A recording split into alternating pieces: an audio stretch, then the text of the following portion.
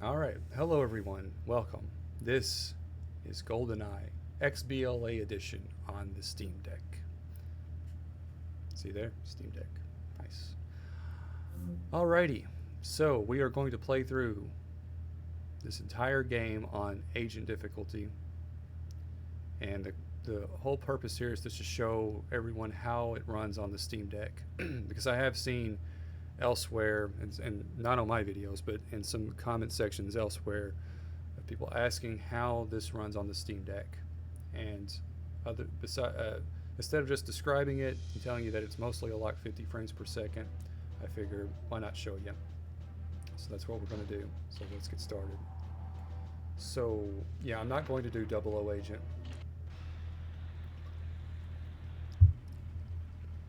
I just completed the game on 00 Agent about 4 or 5 hours ago.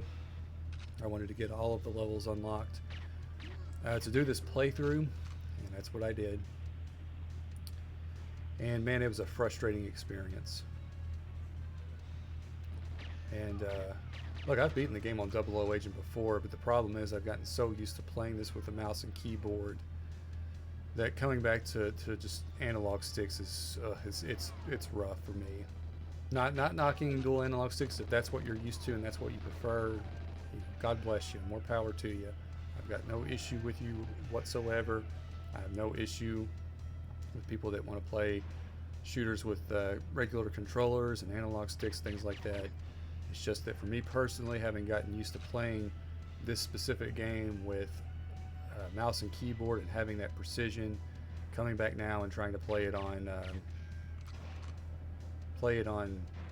or with a regular controller it's very difficult. And I'm using the Xbox 360 controller, and you can use one of these with your Steam Deck, but you need to get an adapter for it. And I got that adapter from eBay for like $30. And yeah. And the reason I did that is because, well, I found this controller up in my attic. The people who lived here previously had left it behind. I was like, hey, free Xbox controller, cool. The other thing is with this game specifically, it was made for the Xbox 360, so in my head I just assumed, well, it's probably built with the 360 analog sticks in mind, which I think is the case. The sensitivity with the aiming and the camera movement feels a lot better with this controller than it does with an Xbox One controller. And by the way, it's totally playable with the Xbox One controller. It's it's whatever you want to play with. It doesn't matter. It's a Steam Deck. It's PC gaming. Use what you want to use. Use a PlayStation 4 controller. Obviously, you can use the Steam Deck itself. And the onboard. Okay, well, we're off to a great start. You can use the onboard controls of the Steam Deck. You can technically use gyro aiming, but there's a bit of a problem with that with this game specifically. So I'll just demonstrate this real quick. So in GoldenEye, and this is with a lot of rare games, they've got this feature where when you aim your gun and you go into manual aiming specifically, and you move your camera to either the left or the right, and you let off, the aiming cursor recenters. It bounces back to the center of the screen. And you can debate whether that's a good thing or not. Don't really care about that aspect of it, but the problem with that is that with gyro aiming at least, is it just doesn't work. Like it'll move the cursor, but it'll instantly move back to the center, so you can't really use it. Now you can use it for just regular camera movement, and it does work well for that. And if you don't use manual aiming a lot or at all, which I don't know if many players can play that way, but if you don't use manual aiming, then it's not an issue. But for me it is, so I just have to keep it off. Not that I could use it with this controller anyway. I guess I could have gotten my PS4 controller, but the range of movement with those analog sticks is a lot smaller. So I feel like the aiming would be a little bit too sensitive without the gyro, that is.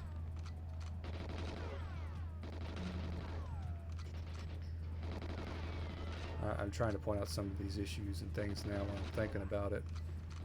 If there's something that I miss and it's something that you're curious about that I don't go over in this playthrough, let me know in the comments, and I'll be happy to answer that question if I can, if I know the answer to it.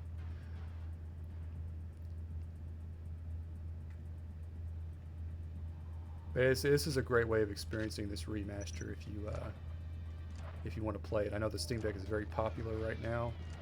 A lot of people doing videos on Steam Deck and things you can do with the Steam Deck, games and mods and hacks and stuff like that. All these cool things you can do. And you know, GoldenEye XBLA edition is one of those cool things you can get in on. Don't ask me to provide you with the file for the game. I can't do that. I'll just say Google it. It's easy to find. Gotta have the Mountain Dew on standby. I'm going to try and play through this just as quickly as I can because I don't want to waste a lot of time. And aside from this being on the Steam Deck, and I think being the only playthrough of this game on the Steam Deck on YouTube, there's really nothing special about the playthrough. I hope that you find my commentary insightful and good. But in terms of what I'm doing in the actual game, it's standard fare. It's below par. It's, you know, I'm not an expert at it. Again, I'm not playing on 00 Agent. We're not unlocking a whole bunch of cheat codes here. But oh, they're gonna blow that up, aren't they? Got it. It was turning brown. It was turning brown. Or black. The biggest hurdle for me with this playthrough is getting into the mindset of playing it on agent difficulty, where there's a lot less objectives to do per mission. When I play this game, for most of the time I'm playing on 00 Agent, so I'm used to doing everything. I should point out real quick, I'm sorry if the brightness of this is blowing you guys out. It's kind of a necessary evil, because by default the brightness of this game, the internal brightness of it, isn't that good.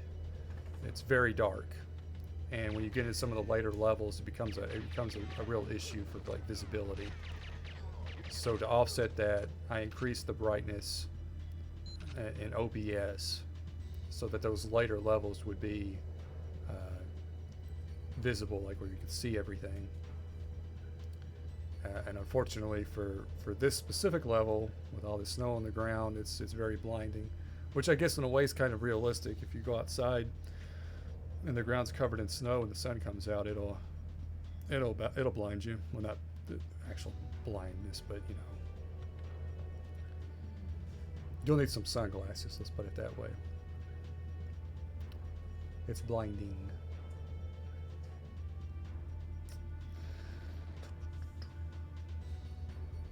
I guess we'll talk a little bit about the I just keep saying will. That's a stupid thing to say. I guess I'll talk about yeah, I'll say this. I used to do YouTube a while back. I never had any real success at it. I've had a few videos here or there get a few thousand views, which is pretty cool. I'm going the wrong way. I'm thinking of the other surface level. But I used to do YouTube a little bit, and sometimes I would do it with other people, and someone used to say wheel or weir. It's just force of habit. But I'll talk about the new re-release of GoldenEye on Nintendo Switch and Xbox Series X. So I've played that version. As a matter of fact, I played through it on Agent on the Nintendo Switch just yesterday. So technically I didn't play through the whole game, just from the first level to Cradle. And it's fine. If it's your only way of experiencing the game, it's totally playable. It's passable, you know. It's good. It's okay. But it's not what it should have been. Now, I'm going to refer to it as a port. It's not technically a port. It's technically just emulation. And we can get into that as well. Even in terms of emulation, it's not good. But first off, it should have been a port. And you could have made a port that looked exactly like the original, but improved things. You could have fixed a lot of issues with the visuals, like some of the glitches and some of the seams. You could see the seams in some places. You could have bumped the frame rate up from 30 to 60. A lot of things you could have done with it if it had been a port. You could have bumped the frame rate up even if it was emulation. I'll talk about that in a few minutes. But yeah, it should have been a port. It really should have been a proper remaster. Now there could be a licensing reason why they can't do that, and I will give them the benefit of the doubt on that one. MGM is really, really weird when it comes to GoldenEye. And they are the reason why this never got officially released. So I again, give them you're going to have to move, guy. Okay, there we go. So I'll give them the benefit of the doubt on that all day long. But if you're going to take the original game and bring it to modern platforms, and you're just going to provide the original experience or something as close to the original experience as you can, you still have to update certain aspects of it. Now, I'm going to bring up 1964, which is an emulator, sort of a modded emulator. There's a GoldenEye Perfect Dark edition of the emulator. It's called 1964 GEPD edition. If you want to check it out, it's very good. It's usually how I play GoldenEye. It's either that or this right here. But that's how I usually play GoldenEye, is with 1964. It gives you a lock 60 frames per second. It smooths out the visuals, makes it look really nice. It looks like it was remastered. The closest thing I can think to compare it to is I don't know if anyone here played the Turok re-release that came out a few years ago. It's like that. It looks like that. Now some people say, well, that doesn't look like the authentic experience. Well, the only way you're going to truly get the authentic experience is to play it on actual hardware.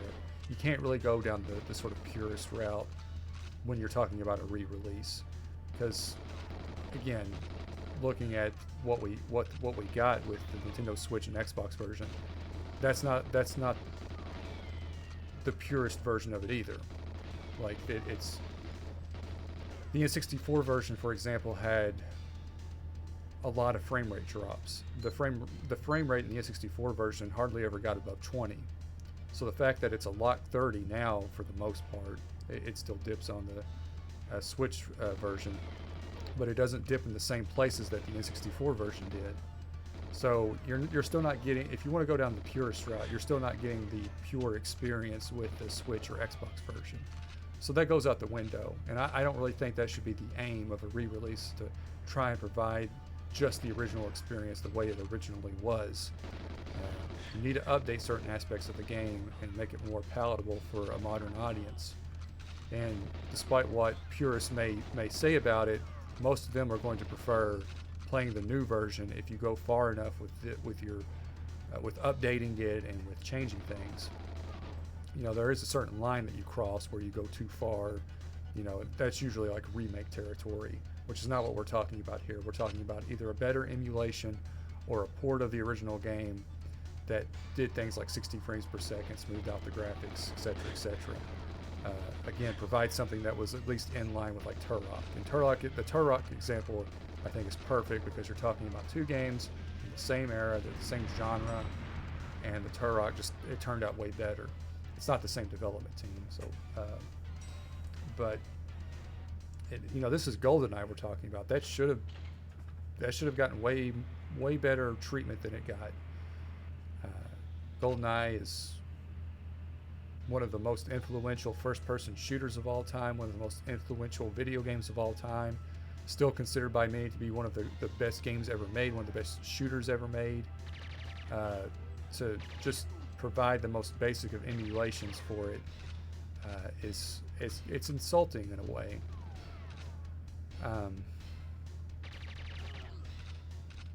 And like I said, with the Turok thing, and the Turok's not the only example of that. You have Doom 64. They did a port of that for modern consoles, and they updated the controls and things like that to make it feel a bit more accessible. I apologize for any like random sounds in the background. That would be my pets. There are 2 dogs and 2 cats, and they're not ones for sitting still. And I shot him. I knew that was going to happen.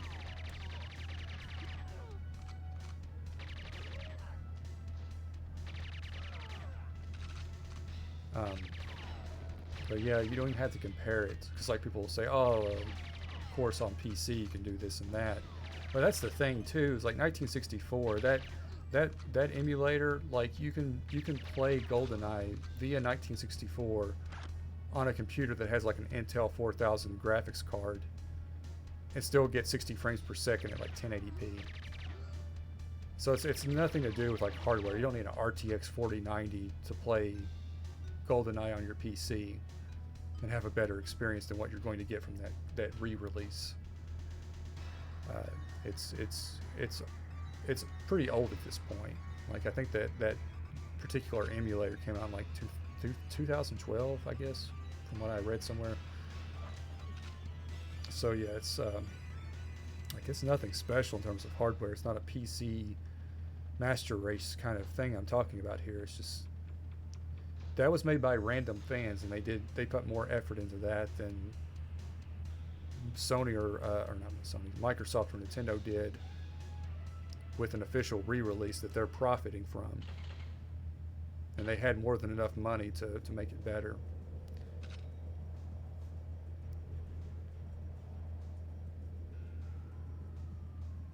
And you know, with the Switch version, I think in some ways that one's the worst of the two, because they didn't include an option to adjust analog sensitivity, which is a big problem. This game, much like in any N64 game really, but GoldenEye especially, was built around the N64 controller, and the sensitivity level of that joystick is way different than what we have now. The control sticks we have now, the analog sticks we have now, are way more sensitive, and it makes doing precise shots in GoldenEye very difficult, especially by comparison to the original versions, or original version. I'm thinking of Perfect Dark as well. That's another example of a game that was built around that analog stick. And if they had included gyro controls for that, it would have been good. Like that would have helped out a lot. But they didn't. Now the Xbox version does allow you to adjust the analog sensitivity, so that's definitely a plus. You can kind of turn it down a little bit and not have your aiming cursor going all over the place, or your aiming reticle.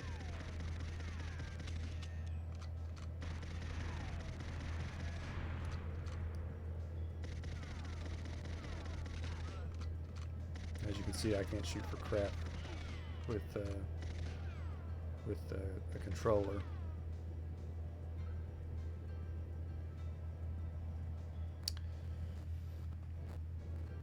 You know, gyro is kind of a funny thing. It's something that a lot of people really associated with Nintendo for a long time, and Nintendo might have been the ones to come up with it. I don't know. It doesn't really matter who came up with it. It really matters who does it better. And with the Switch, the problem with gyro aiming on the Switch is that it has to be implemented on a case-by-case basis, which means the developer has to decide whether or not to include it. And there's been many examples of shooters not having that feature, and they should have had it. And you can criticize the developer for that. At the same time, the Steam Deck and PC gaming in general, but the Steam Deck, since we're kind of trying to compare something that's similar, allows you to implement gyro aiming into any game. I mentioned how you can't really use it here because of the whole aiming system, but you can use it with like 99% of games, and it'll work perfectly. And just you can turn it on at your discretion. You decide whether you want it or not. And it's like I said, it's not a matter of who did it first. It's a matter of who does it better. And I don't think you can argue that Nintendo does it better than Steam. Not trying to get into the whole console versus PC thing. I really don't care about that nonsense. I just care about having the most features possible. But there's an old saying, though, you know, good artists create, great artists steal and make it their own. I think Steam very much did that with Gyro. And again, I don't even know if Nintendo invented Gyro. It's just something that's sort of associated with their consoles. They did popularize it at the very least. You know, Splatoon was a very innovative game, and that was one of the sort of cornerstone hallmark features of the first Splatoon was the gyro aiming. I really wish I could use it here. It would help me out so much. I guess I could have. Again, PS4 analog sticks are too sensitive. I could have used it maybe, and not had to use the manual aiming. So I guess I wouldn't have really needed to since we're on Agent. I don't know. Doesn't matter now. I guess at this point we're about halfway through the game. Hopefully the rest of this goes smoothly. I've tried to record this like 4 times already. It's unbelievable.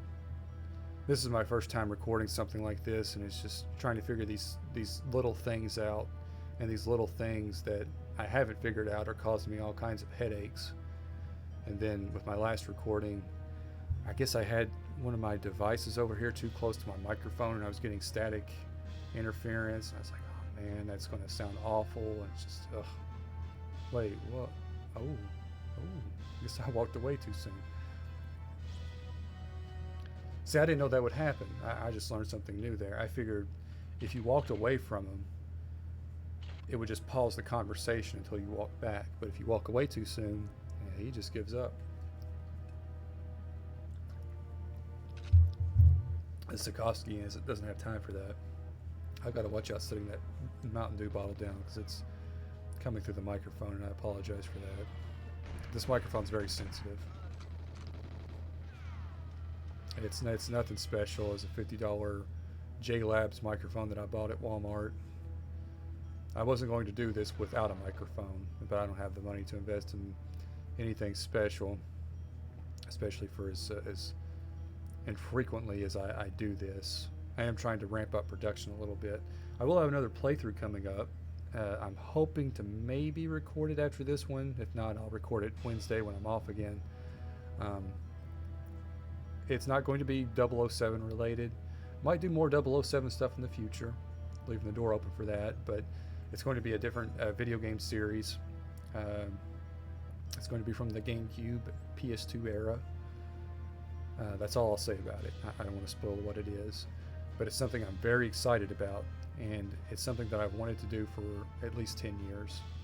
And I just now have the technology, the equipment to actually record gameplay and stuff like that. So it's pretty cool that I'll finally get to sort of realize that dream.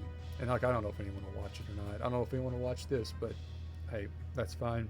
I got to make it and do it the way I wanted to do it. So I'm happy about it. I do hope people watch it for sure. I hope that people find it useful. My dog's behind me sneezing. I do hope people find it useful. Maybe help them decide whether they want to install this on their Steam Deck or anything like that.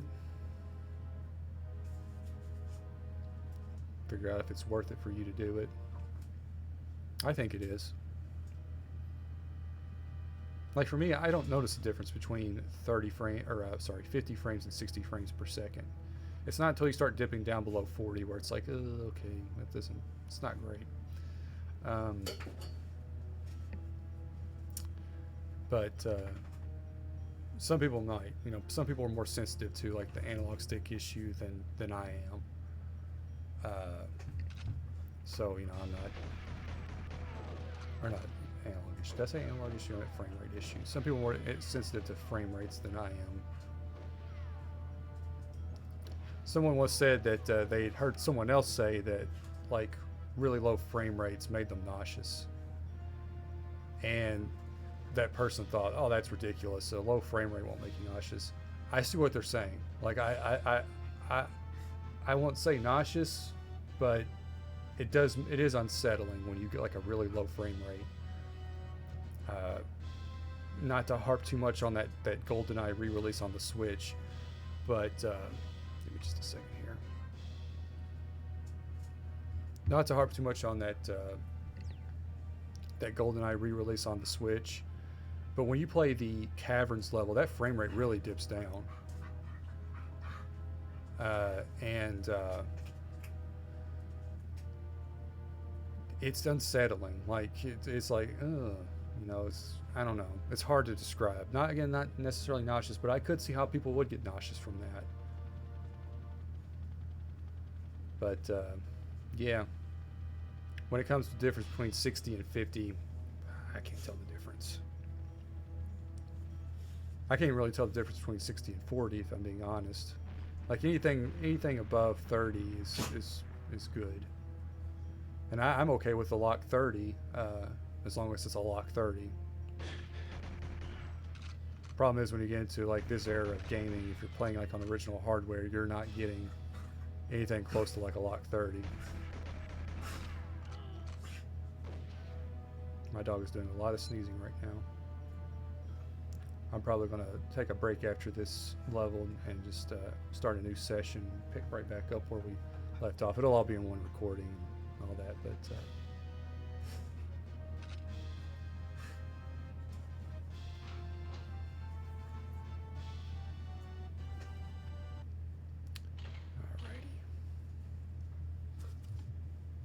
all right, back for the second session.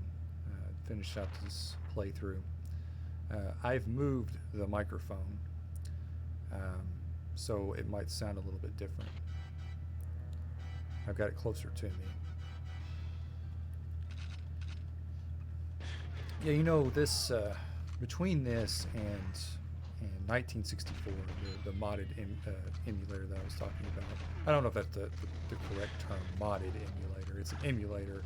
It's an emulator that applies a whole bunch of mods and hacks to to GoldenEye and to Perfect Dark, to modernize them and to fix some of the visual issues and to increase the frame rate and all that good stuff. I just call it a modded emulator. It's just simpler that way.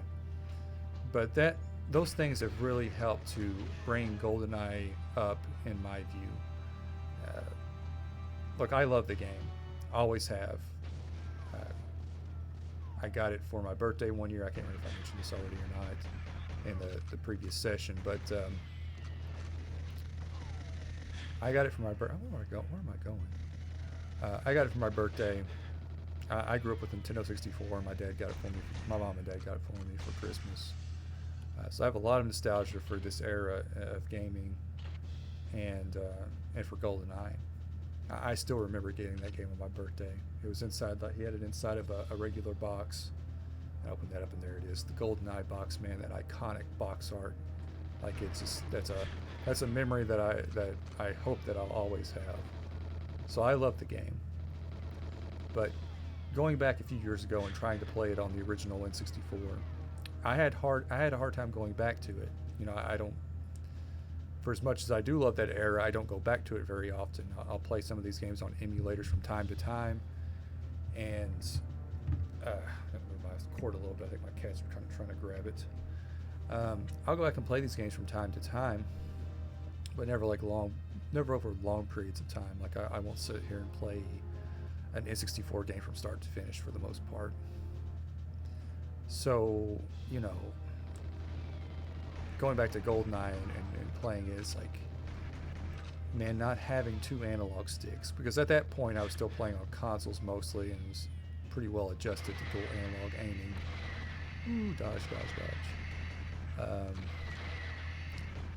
So I was really well adjusted to dual analog aiming at that point. And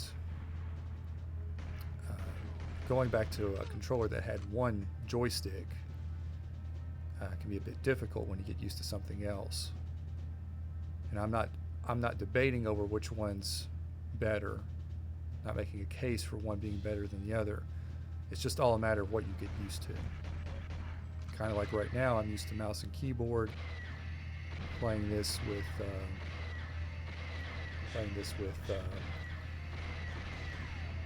the controller is difficult for me because it's not what I've gotten used to recently. somehow or another my cord got caught in my joystick, and that's why I had that little snafu just now. But yeah, just going back to it was difficult. But playing it with mouse and keyboard, or now with dual analog, it's really brought it up a lot for me. Like, I think if you'd asked me a few years ago, hey, how would you rank the 007 games? And I won't go through a full ranking here, but my top 3 would have been easy for me. It was Agent Under Fire, Nightfire, and From Russia with Love. GoldenEye would have ranked pretty low, just because, again, I didn't feel like it had aged particularly well. Now, though, I would put GoldenEye at number 1. And look, I'm not just saying that. I know some people feel like they have to say that, or maybe feel like I have to say that because I'm on the internet. You can't not have GoldenEye at number 1. But that's honest to God, my opinion.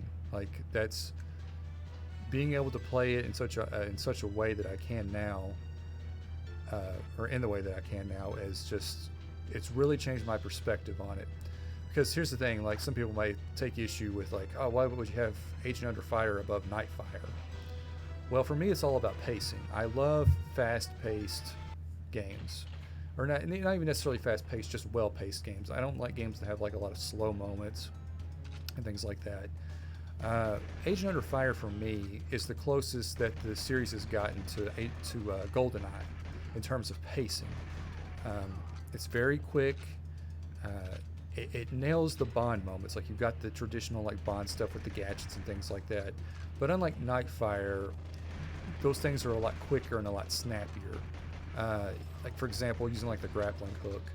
You play, like, Nightfire, and it's this whole thing with the cell phone. And he takes his cell phone, he closes the lid up on it, and then it shoots up. And that's cool.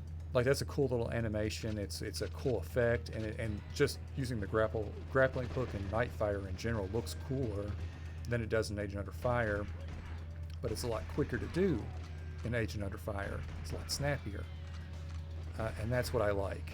Frying the lock off of the lock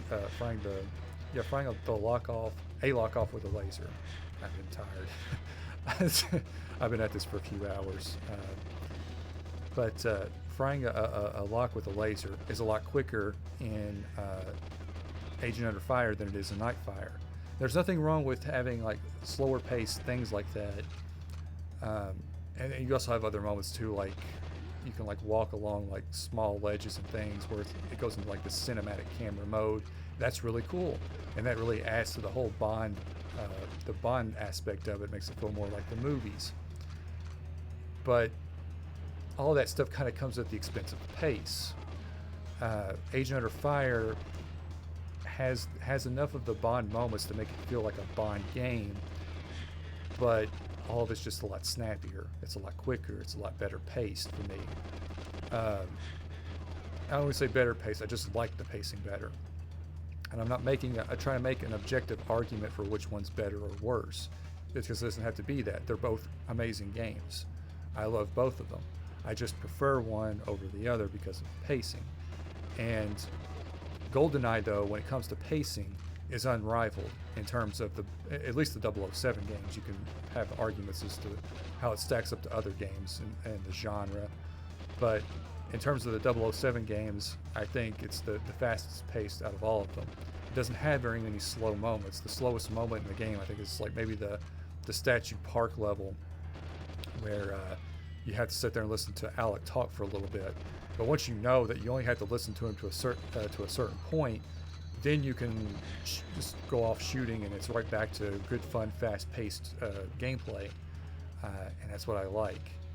And that's why, again, taking that concept, taking that experience, giving me, like, modern controls with it, and upping the frame rate and all these other things, like, man, it brings it to a whole new level. But yeah, that's kind of my line of thinking. I hope that people can at least understand where I'm coming from. But I definitely understand why people would prefer Nightfire or Everything or Nothing. That's a lot of people's favorite 007 game as well. That's a good one too. Again, I would have From Russia with Love above Everything or Nothing. I like both games, but for me, it was like I think my first playthrough with, and I need to go back and play it, and maybe I'll do that for the channel at some point. My first playthrough with Everything or Nothing was a little bit rough. Like I don't know, maybe I'm just an idiot. That's entirely possible. But I just had such a hard time navigating some of the levels in that game, and I don't know why.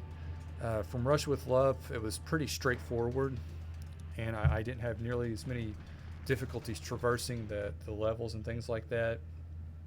So that's why I prefer From Rush with Love over Everything or Nothing. But I love both games. There's not many 007 games that I dislike. 007 Legends, that one's kind of iffy. I don't hate it as much as most people, but it's not good. It's mediocre at best, but I still got some enjoyment out of it. 007 Racing's pretty awful. Like, that one's not. I've got just a little bit of nostalgia for it because I used to rent it a few times, but back when we still had video game rentals. But yeah, I tried to go back and play that one on the emulator recently, and man, that one's rough. It's a cool concept. It's just, man, the execution is very lacking. Tomorrow Never Dies, I think, is actually better than a lot of people give it credit for. And maybe and that's when I do want to do a playthrough of, and kind of try and make the case for it. It hasn't aged well in many aspects, including the controls, which could be said of a lot of games from that era. But man, in terms of like third-person shooters, I don't think very many of them from the PS1 era hold up that well. And really, I don't think third-person shooters truly found their footing until like Gears of War, when we got like the cover system and things like that. But you know, PS1 era third-person shooters have aged the worst. You'll notice right here the frame rate is really taking a hit. It's just this area specifically where when you have all these guards coming at you in this specific location, that frame rate drops down to like high 30s, and that is very noticeable. But that's the only area I know of in the game that does that. I just wanted to point that out, because it did that the last time I played through it as well. And again, maybe adjusting the internal resolution of the emulator could fix that issue. Maybe it could get you a locked 60 FPS, which would be preferable. At least then it has a little bit more of a way to fall.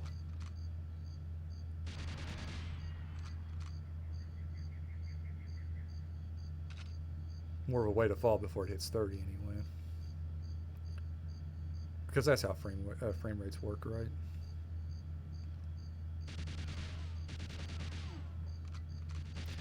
Yeah, here's the other thing. I haven't talked too much about running Xenia on PC. We've talked pretty much almost exclusively about the Steam Deck when it comes to just discussing Wii again. I always use Wii again. As far as when it comes to what I've discussed about this version of the game, I've only really talked about it running on Steam Deck.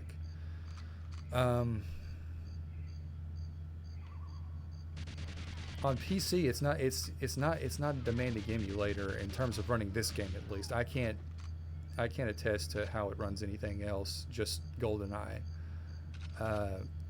But I've seen people run it on like a 2060, RTX 2060.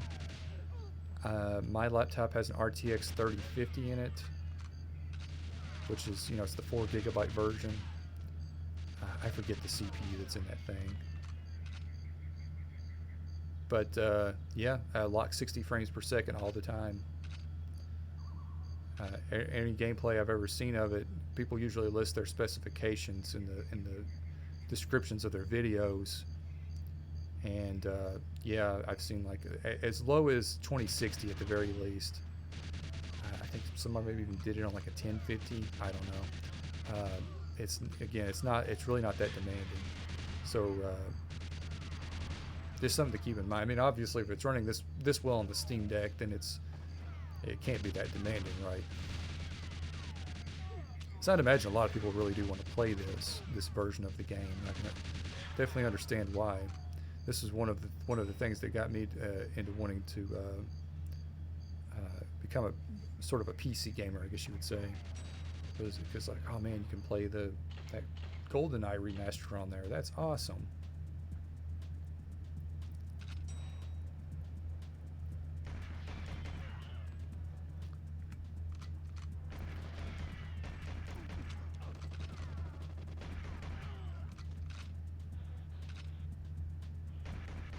So one of the more infamous levels, protecting Natalia and all that. It's really not that bad, and I probably just jinxed myself saying that because I did fail this in one of my previous recordings. Hopefully that doesn't happen again.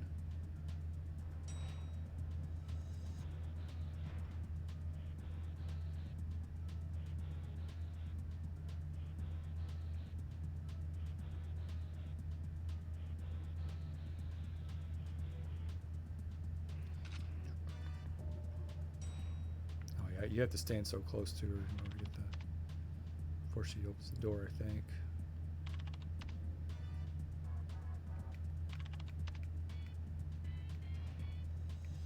Some of these character models, they don't, I assume it's like a licensing issue. Some of them don't really look like their movie counterparts. That's one of them.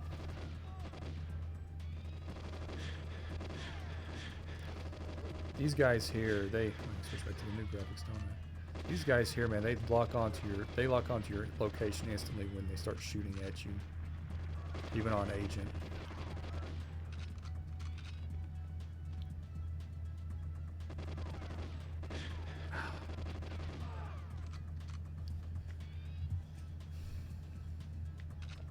I can't remember if I mentioned it already.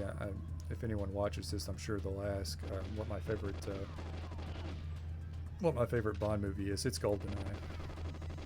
I guess we can talk about every time with the Wii stuff, it's not a narcissistic thing. It's not a multiple personality thing. I swear, it's really just I got used to doing this sometimes with other people, and it's hard to get out of that mindset when you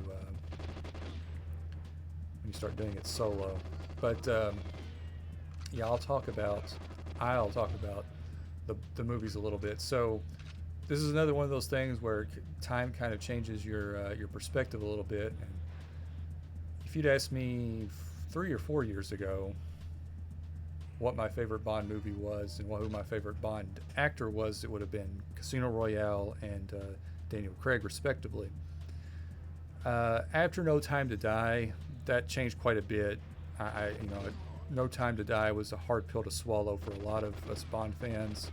Some people like it, some people don't. I'm in the camp that doesn't. I won't get into like spoilers for anyone that hasn't seen it. I'm sure most people know how it ends, but yeah, I got to be honest. Like the emotional stuff from that era, by the time we got to No Time to Die, was just a real turn off. It was. I get kind of tired of like movies and TV shows that are way over serious or overly serious and overly dramatic. I like my fun, lighthearted, kind of goofy stuff. And yeah, I don't mind that from time to time, but it gets to a point where you hit overload. And I think No Time to Die for me was that point anyway. And I was kind of in the opposite camp from that. Back when the Craig era started, I was like, oh yeah, give me the serious, gritty, realistic stuff. That's what it's all about. Let's get it back to Fleming. And it's, again, time sort of changes your perspective on things. Now I think like GoldenEye and Pierce Brosnan specifically, really hit the right balance between the kind of serious stuff and the more lighthearted stuff. I think you need a balance. I don't think you should go all in on one or the other.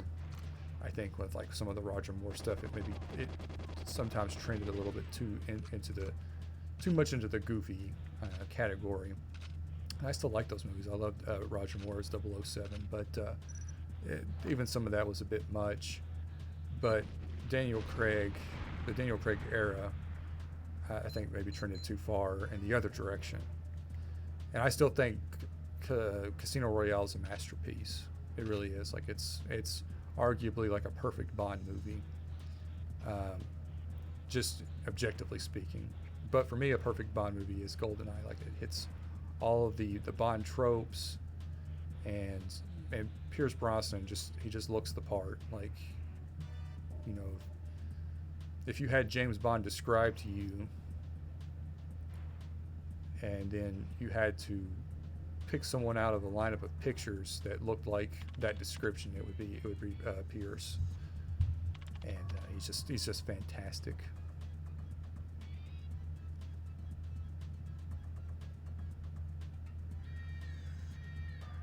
So with this part, again, this is sort of notorious for being kind of difficult because you have to protect Natalia, of course. But as long as you stand up here in this spot, you can manage it pretty easily because all of the guards spawn basically from this one spot. They all come down these stairs here, or they come over from that door on the left. Now, if I can aim again, I might have just screwed up.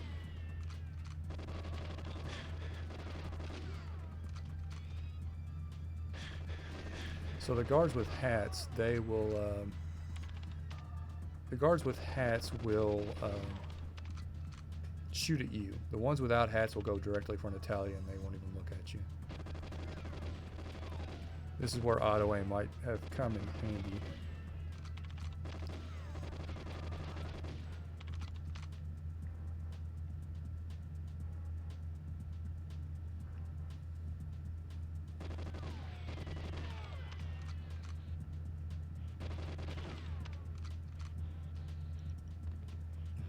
Stiff. We're in the home stretch now, though. I'll make it. Die already. I mean, that's lucky right there. I mean, I was right on him, but so not every bullet just missed him. You know, I talked about Agent Under Fire earlier and how that would be, at this point, my second favorite Bond game. There's a great mod for that called Reloaded. I guess they got that from the GoldenEye Reloaded that we got.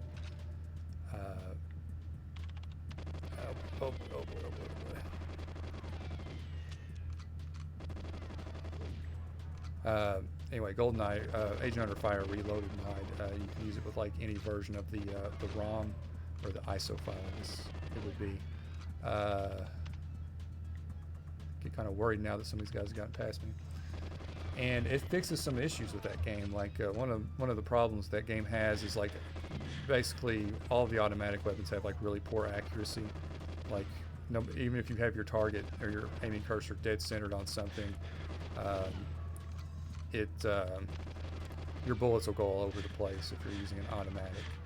The P99 is really the only decent gun in that game, but the mod actually fixes that. It makes the machine guns, the automatics, more accurate. So if you're going to play Agent Under Fire, I definitely recommend getting that mod. She left. All right, we're good. We got guys still trying to go for her. So let's get the mines out. Get this last mainframe blown up.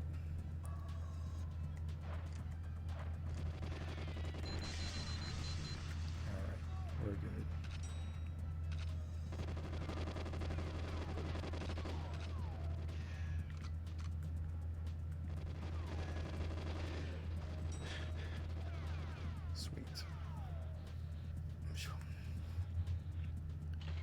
Maybe I'll do a playthrough of that one at some point too. If I do Agent Under Fire, we'll do the reloaded modded version of it. I got to see if I can get that working on the Steam Deck. I guess I can. All I would have to do is copy that file from my PC over to the Steam Deck. It also kind of fixes like the widescreen thing. You know, I'm all about trying to give people like the best presentation possible, or that's kind of will be my goal with this channel when I do gameplay. Sometimes that means I'll be doing emulation. Other times that means doing original hardware. You know, I take it on a case-by-case basis. I'm not a purist. I don't have a bunch of old consoles to begin with. If I felt it was important enough for the channel, or if I really wanted to do a video on a certain game, and the best way to play it was with an old console, I would get one or borrow it off someone and do it that way. But that's not always the best way to, that's not always going to be the best viewing experience for the person watching. I see people have like HDMI modded N64s, and they'll do gameplays of like GoldenEye or any game really, and yeah, it looks better than an unmodded N64 for sure, but it really doesn't matter how much you clean that footage up, it still looks rough. And you know, if I can play it on a emulator and have the game work properly, and also give a better visual sort of viewing experience, that's what I'm going to do. Now, saying that, my next playthrough, the one that I teased earlier, that's going to be on, it's technically emulation, but it's also original hardware, sort of. It's perfect emulation, let's put it that way, because using a PC emulator is not going to provide the best experience. It's not going to, there would be a lot of issues with it, because I've tried recording it on my PC and it just didn't work out. So yeah, again, case by case basis, I'm always going to do what'll give you guys the best experience watching it.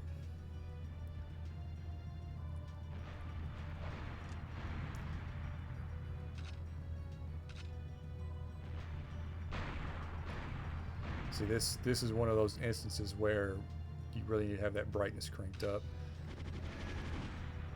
Otherwise you wouldn't be able to see your way through this tunnel. You just have to kind of feel it out.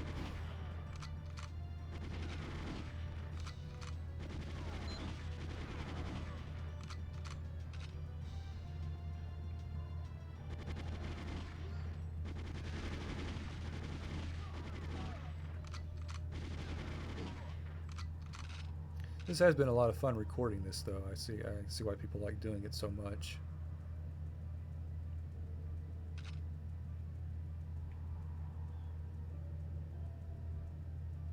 It's nice to be able to get some of my thoughts out on some of these things too.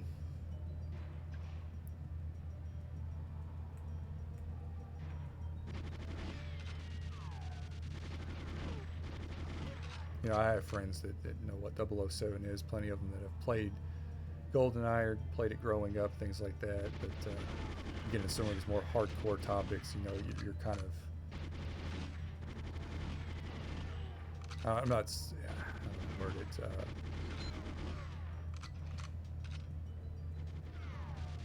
you get a little bit too hardcore for them, you know, it's like, no one really cares that much about, your average person doesn't care too much about frame rates and the specifics of emulation and things like that, but I know that anyone watching this kind of get where I'm coming from.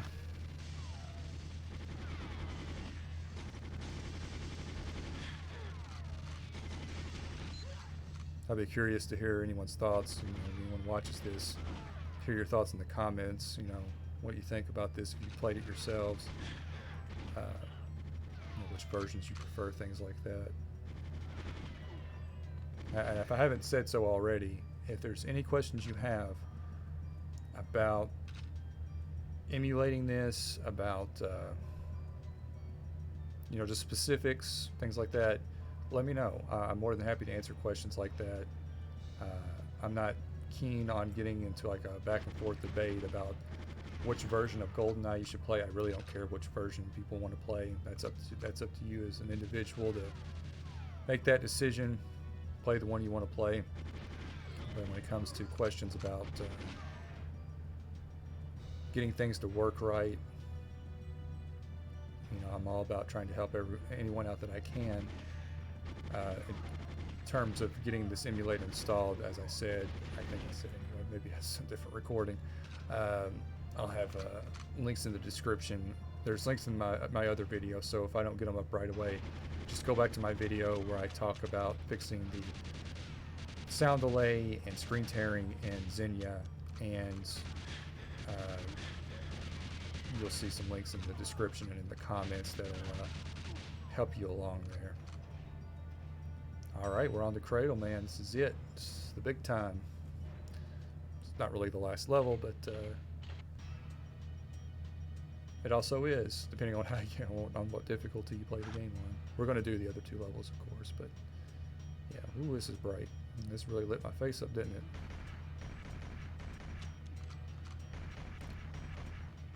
And I really struggled with this level on 00 Agent. Really struggled.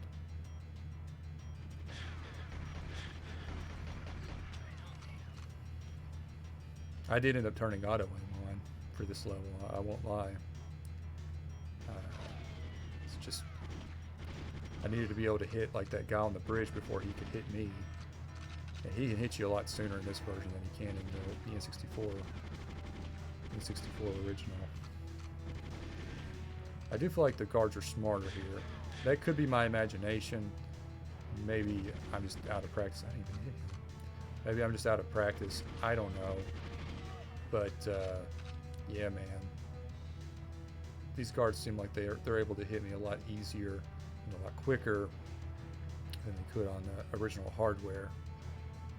But I don't know. It has been a while since I've played it on an actual console or actual N64, so maybe it's just my imagination. He's not throwing a grenade, isn't he?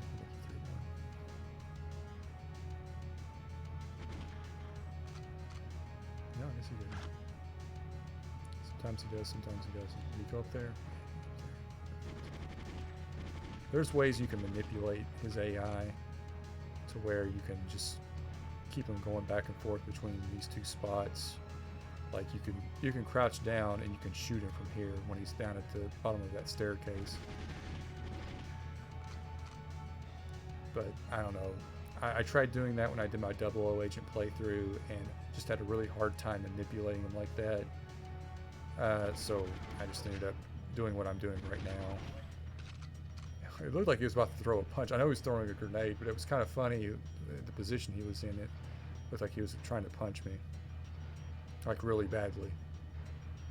I guess its rebellion already went down. I don't have the audio up right now, so I can't hear like, oh, look at that, look at that, look at that. He's floating. That's brilliant. Look at that. I wonder if I can hit him from here. Let's see. That's awesome. I wonder if we glitched out here. Oh, okay, there he goes. That was great. I'm sure that's happened to other people, but I love when stuff like that happens. You know, I played the new Pokemon game, the Scarlet and Violet. Oh no! Is it okay? No, it's not okay. Ah, crap. Got to do that again. I play Pokemon Scarlet, right? And of course, there was a whole big thing on the internet because of all the glitches and stuff. Now, here's my thing. I love that kind of thing. I love when games have those kinds of glitches. I love seeing those things. So I bought the game and was thinking, oh, yes, this is going to be great. I'm going to see all these glitches and stuff. It's going to be fun. I was like, maybe I'll be able to capture some that no one else has seen yet, upload them on the internet. It'll be awesome. Well, I didn't get a single glitch out of that game. And I'm not trying to defend it. Like, it's okay. Like, it's people kind of blow it out of proportion. It's really not like a bad game. It's just okay. It's the most okay game I've ever played. It wasn't great. It wasn't terrible. It was just there. It exists. It's okay. It's another Pokemon game. But man, I was really hoping for some cool glitches, and the only real issues I had with the game was like the performance stuff, like the low frame rate. So yeah, I kind of came away kind of disappointed on that. But Trevelyan floating in the air there, that kind of made up for it. That was kind of the universe paying me back, I guess. Like, here's you go. Here's your fun little glitch, and you caught it on your stream. Or not stream, but your recording. I did consider doing a live stream for this, but I ultimately decided against it. I thought it would be easier to record it because there's so many variables, things that can go wrong with a live stream, with animals going around and things like that. I need to get a little bit more experience here before I attempt something like that. That's even if my internet can support a live stream. I don't know that it No, don't push me off the edge. Alright, we got it that time. Hey, I got the cheat code, yeah. I'm not even trying to get them, I just got it. There's the old... Man, Natalia lost a little bit of height when they did this, didn't she? Yeah, she's a little bit... I guess it's her hair, maybe it's a little bit taller, maybe that's the thing. I'm about to sit through the credits before we can continue on. I'm gonna have to get my phone out for the Aztec level because I don't know how to do that. I haven't done that puzzle enough times to have it memorized. The puzzle to get the golden gun.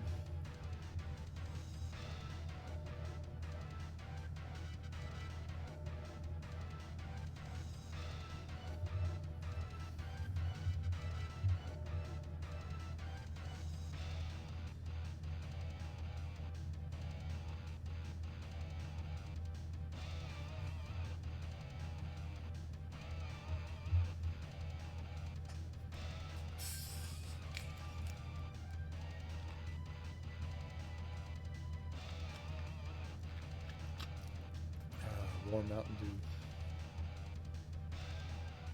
And that microphone really picks up everything. I gotta set that on the far end of the table.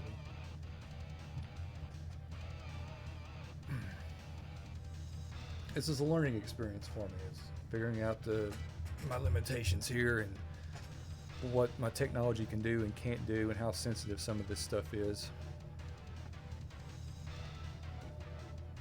I'm just hoping that no one gets blown out by it when they're watching it.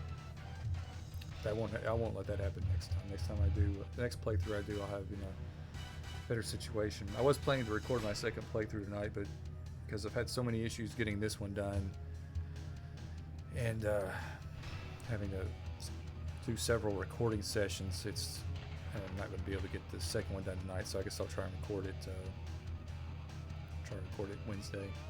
I got the two levels confused just now. It's the Egyptian level that has the puzzle. Aztec's the Moonraker level. Reprogram shuttle guidance launch shuttle. Okay. I think it's basically the same objectives across the board. So.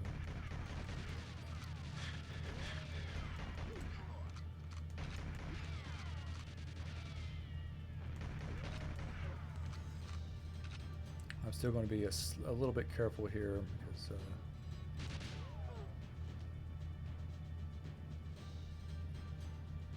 I don't want to run and gun it too much because I can still mess up and still die. The last level, the Egyptian level, really isn't that hard. Once you know how to do that puzzle, it's pretty straightforward. You just have to shoot Baron Samedi 3 times. This is really, I think, the hardest level in the game. Try to pick up all the ammo I can.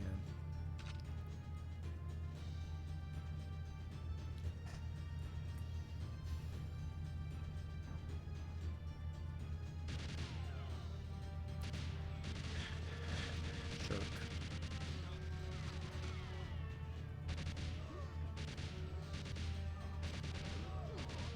It is cool they threw these levels in there. The thing is, when I was a kid, I saw those last 2 levels because when I played through it the first time, I did it on Agent.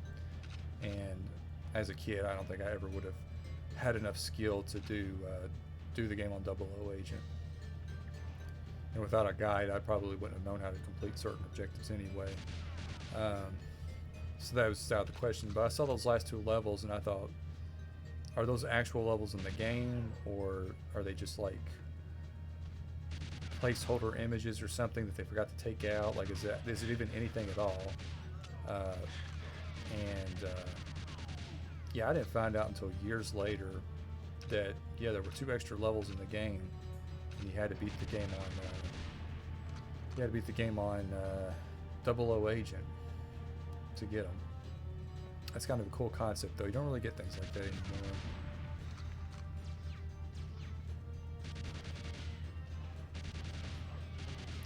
for some body armor back there. When I get that, I'll be in a little bit better shape. I'm being a little bit more cautious than maybe I need to be, because having just played this on 00 Agent a little while ago, and they've already chewed through half my health. Even on Agent, they're still just, they're wearing me down in no time. It's unbelievable. Yeah, I'm trying not to take any chances here. I don't have to try and do this 3 or 4 times. I think I played it like 5 or 6 today before I finally got one where I didn't die. You can shoot through these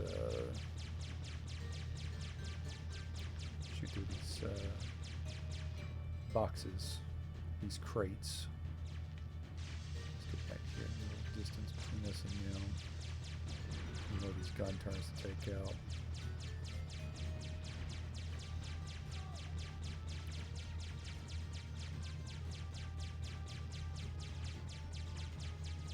I may not use many guards on Agent. I hardly ever play this level, this game in general, of course, I've said that already, but this level specifically, I've barely ever played on Agent, so I don't know like the differences in terms of guards and things like that, how many there are. I guess it's about the same amount.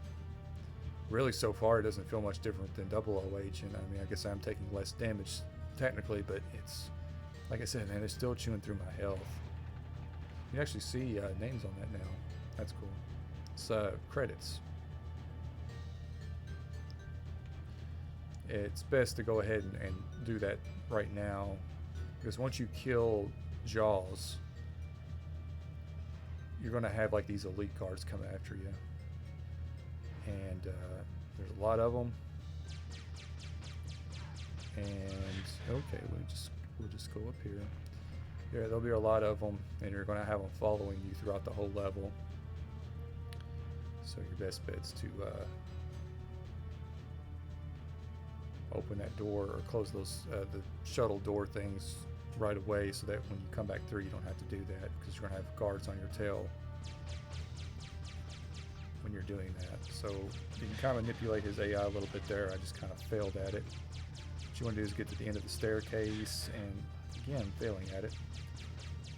Get to the end of the staircase, and because the way the enemy AI works in this game is that they can't really shoot at you when they're on stairs unless they're in a direct contact or a direct eyesight. Or like I would have to be standing here, he would have to be standing there in order for him to shoot me. If I walk over to the right, he'll be shooting right there. See, like that guy, he can't hit me. That other one did. But yeah, I might just hurt myself giving that little explanation that most people probably already do. I'm trying to throw out some kind of tips here, and I'm about the last person in the world that should be giving tips on how to play GoldenEye as poorly as I'm playing it right now. Alright, we just gotta go in this room, get this thing, do this other thing, and then we go back to the spaceship. Can I close this door back? Yeah. So I think you put the guidance state in this one, yep. Whoa, just kind of faced through the wall there. Yeah, some of these textures aren't solid. Kind of unfinished, I guess you could say. I think I'm going to die. I don't want to die, but I think I'm going to. I did open that, right? Come on. Oh my lord. I want to die.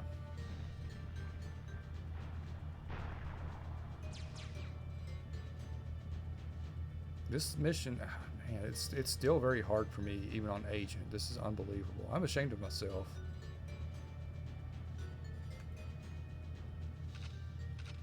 There we go. Launch protocol uploaded. If we can get up this ladder without getting shot, we're good. But if someone comes up behind me and shoots me, it's over. Okay, we're good. We're good. I'll just sit here and stay crouched down until actually, I wasn't supposed to do that. It was already close. I'm an idiot. I just wasted time. I'll stop at 10 seconds now. I did that earlier too. I did the exact same thing. You gotta wait for it to fully open before you can.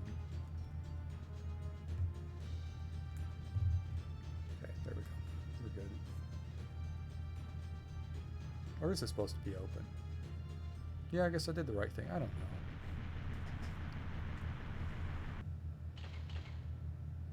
Just got to make it through one more level, Ricky, and you can completely lose your mind.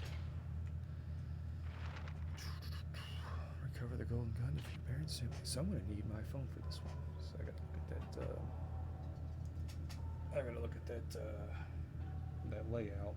Let me pause this for just a second. Get this picture pulled up. I got to make sure not to get my phone too close to the microphone because it causes some static interference. It's kind of odd.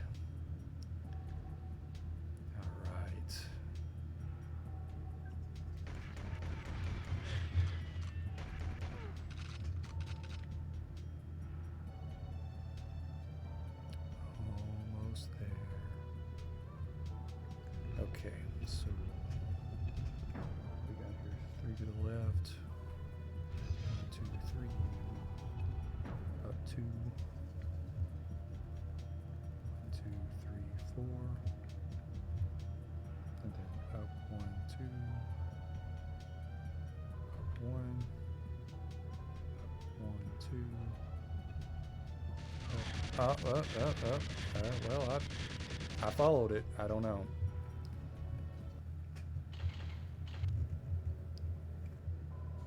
I guess I misstepped somewhere along the way.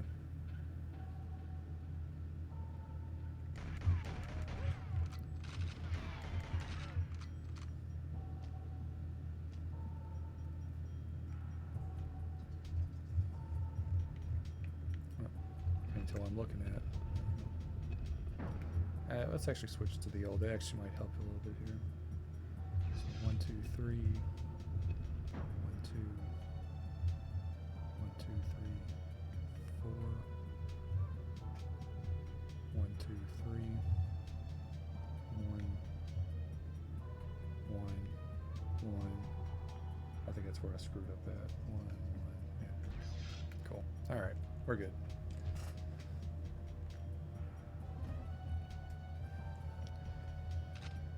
Nothing like looking like a complete noob at the very end of it.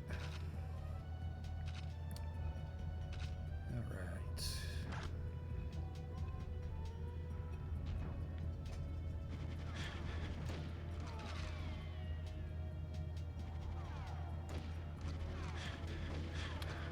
Come on.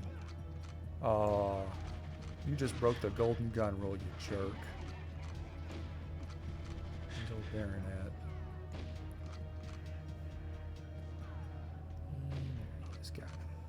That's one.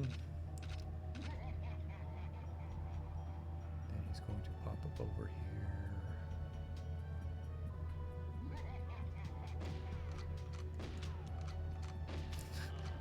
Check out that sidestepping, man. Those are some next level tactics. I think there's some. Just, yeah, whatever. I ain't got time for y'all. Actually help. They can give you a little bit of a boost if they shoot you in the back. So we just got to shoot one more time.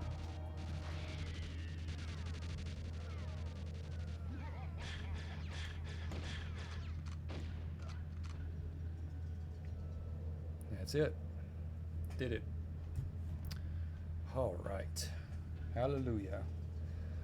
Well, folks, thank you for watching if you made it all the way through. Thank you for watching if you didn't. If you watched it for 10 seconds and then skipped to the end, thank you for that. Just if you watched it, I appreciate it. I apologize for all of the snafus that happened along the way. The sound of the bottle hitting the table, I know that was probably really annoying. Won't happen again.